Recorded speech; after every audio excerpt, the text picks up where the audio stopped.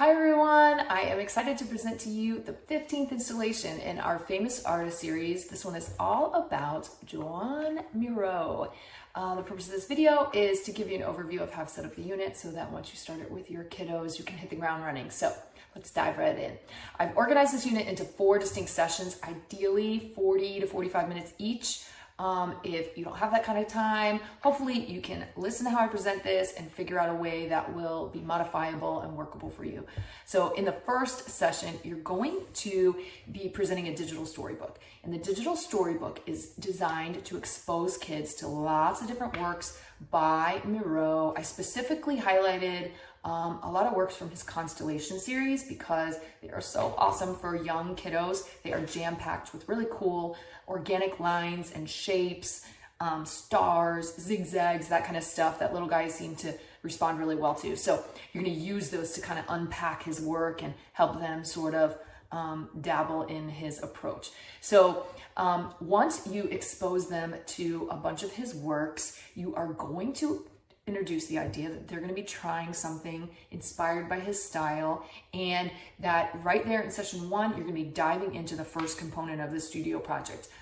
This is the kind of project that kind of has to be built up in layers. So the first session is all about working on the background layer. Now, when you look at Joan Miró's paintings, you'll see the background on his they're almost all consistently given this sort of real beautiful ethereal kind of wash. He does it with oil paint. You're going to walk kids through a step-by-step guide on how to get a similar effect making a chalk print. And what that's going to involve is, and there's a step-by-step guide in the slideshow, but you're going to need a shallow tray of water, and you're going to take chalk pastels with a little popsicle stick, and you're going to shave little dust from the chalk pastels to have it sprinkle down and sit right on top of the water. Do not stir the water. You don't want to break that surface tension. But once you've got this beautiful kind of display of dust on top of the paper, colorful dust, you're gonna have the kids take a piece of paper and lay it right on top of the chalk. You kind of just press it down flat, not submerging the paper, but just sitting the paper gently on top of the water. And then they lift, and it's that simple. They'll have this really gorgeous outcome. I did not save any of my just my fresh chalk prints, but if you look at this up close, I mean, can you see those gorgeous little details happening in that chalk in the background? So you can have them do it with colors, and this one we did it with just black chalk. You can have fun with that, or let the kids have fun with that. But those need time to dry, which is why you kind of got to get it out of the way right during that first session. So once they make their chalk print, they need to set it somewhere to dry. And if it depends on the kids, really, the group, the size of the group you're working with, you might get through that really quickly and have time for an early finisher activity. So I provided one, but if you have a really large group, don't beat yourself up. It may take you all the way, like a full 40 minutes to get everybody, to the point where they have a chalk print that worked. So, but if you have extra time, I threw this in there. This is just a Miró inspired composition for them to color. And it prompts them to kind of think carefully about the colors they noticed in his work. He primarily works with reds, yellows, blues, your primaries. And then green is another one he tosses in a lot. And then black and white. So they can use markers, crayons, color pencils on this, and just have some fun with it. If you are limited in your access to printers or printer ink, you might just put out fresh copy paper and have them sort of freestyle their own composition at the end of that first session. That's okay too. So for the second session, you are going to be talking to the kids about Miró's use of line and shape. You're going to really look closely at one specific painting that he made, and you're going to sort of break it down almost like a little scavenger hunt and have the kids looking for very specific things. They're going to be looking for organic shapes. You're talking about that word. What does that mean? How do we find that? They're going to be looking for stars, specific types of lines, straight lines, curvy lines, zigzag lines, and then the last one is eyes. He tends to include so many really cool little eyes and stuff in his pictures. So I put together a little resource that they can use to kind of familiarize themselves with Miró's language, his kind of bank of shapes that he tended to rely on in his images. Organic shapes, lines, dots and lines, eyes, and stars. So you're gonna use these to kind of, with the kids as a group in the slideshow, I sort of pre-built it for you, build a composition. Okay, we're gonna start with an organic shape. Okay, now let's say we add a straight line on top of this. Okay, now what if we added 2 stars? And so they get to see up like big, large on the screen, you know, how a picture like this can come together with all those little elements, and just kind of give them a sense of how you're using this sort of limited range of shapes and lines to build this, what ends up being a pretty complex abstract design. So once you walk them through that, you're gonna hand them their dried chalk print back and give them a paintbrush with some black tempera paint. And the goal there will be for them to use the paint to paint their own image inspired by what they've been seeing in the Miró paintings.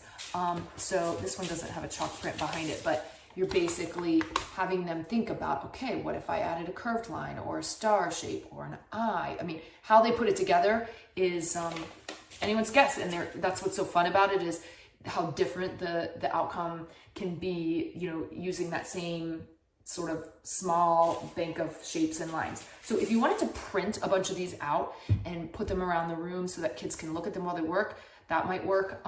Sometimes I've just displayed this digitally at the front of the room and had them go through. I mean, it's not essential that they do an eye that looks just like one of these. It's just there as sort of a reminder of these kind of broad categories that they can use as a resource.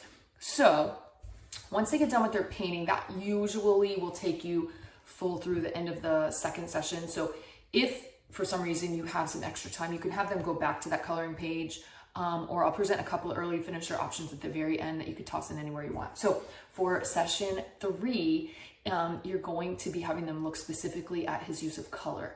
And so in this session, you're looking, you know, up close at some of his pieces and looking at how he worked with such a limited colors, but then you're going to be handing them oil pastels and then handing them the dried painting back. And then they're going to use the dried painting to add, you know, red, yellow, blue, green, and some black in there. And you, you know, because you're working with oil pastels, of course, you want to remind the kiddos to keep their hands away from their eyes or their mouth. They're going to need to wash their hands. This particular chunk of the studio project doesn't take a ton of time, so you will most likely end up with a little extra time at the end of this session. And so I included a little dice game. Maybe you've seen these before. Kids love them.